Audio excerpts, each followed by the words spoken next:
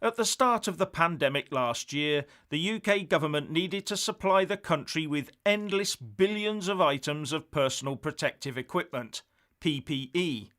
So it sprayed contracts out all over the place to try and squeeze every mask and glove it could out of anyone who said they could provide the stuff. Mr. Justice Chamberlain in the High Court has now decided that Matt Hancock acted unlawfully in not publishing the details of the contracts in a timely manner. In breach of the law. Look, people can make up their own view about whether I should have told my team to stop buying PPE and spend the time bringing forward those transparency returns by just over a fortnight, or whether I was right to buy the PPE and get it to the front line. You tell me that that's wrong. You can't. And the reason you can't is because it was the right thing to do. And all legal cases about timings of transparency returns are completely second order compared to saving lives. Concern over, of course, the school meals, and there is a suggestion that funding will be increased for the poorest families. Are you still supportive of the vote taken last week by your government and the denial of these meals? The public is not expecting the government to handle this perfectly. None of us are expecting perfection. We're expecting progression. We just want you to openly acknowledge that there have been mistakes in handling the virus, especially to me and to so many families that have really lost loved ones as a result of this virus, and probably as a result of the government not handling it seriously enough. Openly acknowledging a mistake is not an admission of guilt. It's genuinely just making you seem more human. So could you please do that for me? Maybe today, we're at a press conference today, maybe a public apology. I think that it is very important that we're constantly learning about how to do these things better, and I think listening to the voices on the front line is a very, very important part of how we improve. Mr. Hancock, you might know my father, Dr. Chowdhury. When he was unwell, he wrote an open letter to the Prime Minister pleading for more PPE for NHS frontline workers. It was a request that was ignored. 2 weeks later, he passed away, and since then, over 100 NHS and social care workers have passed away from contracting the virus. Do you regret not taking my dad's concerns, my 11-year-old sister's dad's concerns, and my wife's husband's concerns seriously enough? My dad that we've all lost. I'm really sorry about your dad's death, and I've seen the comments that you've made and what you've said in public, and I think it's very brave of you to be speaking out in public. We took very, very seriously what your father said, and we've been working round the clock to ensure that there's enough protective equipment. And in the case of anybody who works in the NHS or in social care and has died from coronavirus, we look into it in each case to find out the reasons where they might have caught it and what lessons we can learn.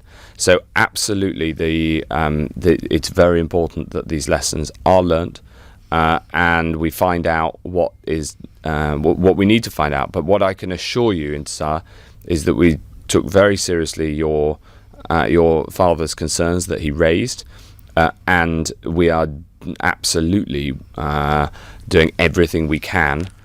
Order. Secretary of State for Health, please. I don't mind you advising the Prime Minister, but you don't need to advise the opposition during this. Do you want to lead the chamber on maximum numbers? If you want to give way to somebody else, I'm more than happy.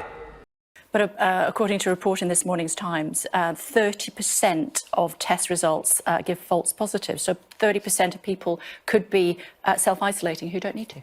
Well, that's not quite right, because the app will only tell you to self-isolate if you've been in close contact with somebody who's tested positive. Yeah, but they could be false positives. Well, you will have had to be in close contact with somebody for it to tell you to self-isolate. So there is the question of how long you've been in that close contact is something where we're constantly improving the accuracy. But if you download the app and it comes up and tells you to self-isolate, that is because you will have been in close contact with somebody. Yeah, but their test in itself might have been a false positive.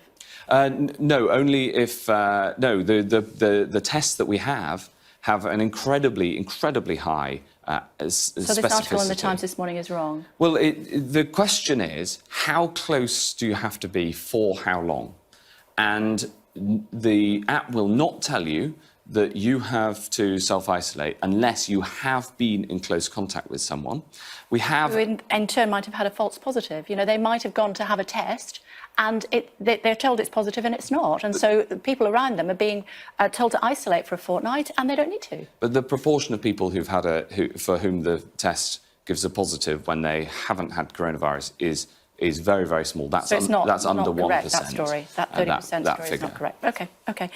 The challenge is that the false positive rate is very high. So only 7% of tests will be successful in identifying those that actually have the virus. So the truth is you can't just rely on that. And in fairness, I don't think those advocating it think that you can. False positive rate is very high. False positive rate is very high. So only 7% of tests will be successful in identifying those that actually have the virus. People must follow the rules, and if they don't, then we are bringing in this much more stringent enforcement. We have, on self-isolation, we've relied on people's civic duty to do the right thing. Would you call the police on a neighbour? Yes. Just simple words there, reacting it. You're quite emotional by that. Well, it's just, it's been such a tough year for so many people.